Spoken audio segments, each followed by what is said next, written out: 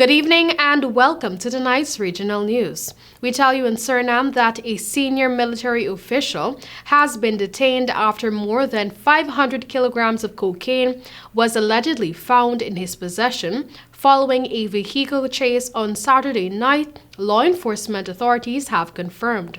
They said that the 56-year-old Army officer, identified only as Stephen J., was arrested by members of the Regional Assistance Team Midden, RBTM, with 516 kilograms of cocaine, as well as an undisclosed amount of local, United States, and Euro currencies.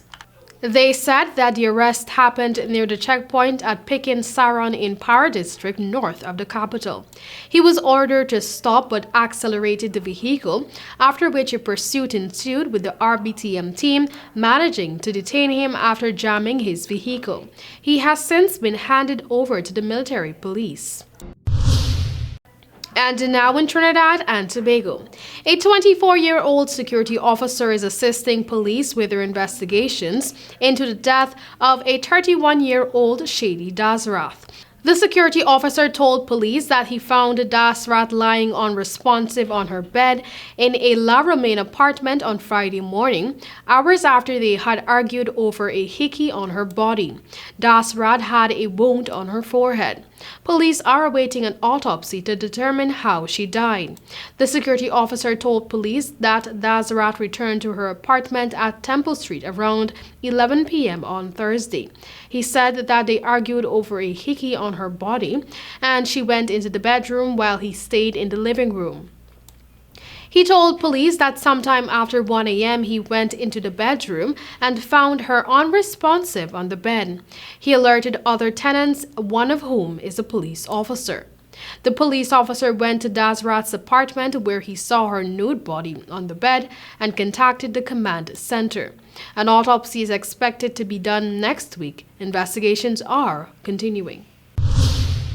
Still in Trinidad and Tobago, the licensing division is moving to implement new driver's permit DPs by month's end. The initiative is aimed at stopping false driver's licenses from being produced by fraudsters and which are now widely used by Venezuelans and TNT nationals. It is unknown how many of these fake DPs are in the hands of non-nationals. Works and Transport Minister Ruhan Sinanan said one way of stopping the forged permits being used was by issuing new permits with security features and hidden markings by the end of this year and recalling over 700,000 valid permits in the coming months. He made it clear that the fake permits were being replicated by individuals outside the ambit of his office. And finally, the Pan American Health Organization PAHO says a new study of Afro-descendant populations in 18 Latin American countries demonstrates that they live with dramatically unequal social and economic conditions that damage health. The study, Health of Afro-Descendant People in Latin America, concludes that in more than 80% of the 18 countries analyzed, Afro-descendants live with a broad range of disadvantages related to poverty, employment, maternal and child health, and lack of access to adequate housing and basic services such as safe water and sanitation. The report, which analyzes data on socioeconomic indicators in the 18 countries, emphasizes that limited access to healthcare for Afro-descendant people also translate into high maternal mortality rates, early pregnancy, and epidemiological profiles in which sickle cell disease, chronic diseases such as diabetes and hypertension, and HIV prevail. PAHO said in Latin America, 134 million people identify themselves as Afro-descendants. For example, it finds that in Ecuador, the maternal mortality rate for Afro-descendant women triples the overall maternal mortality rate. In Colombia, that rate for Afro-descendant women is 1.8 times higher, and in Brazil, it is 36% higher, the study finds.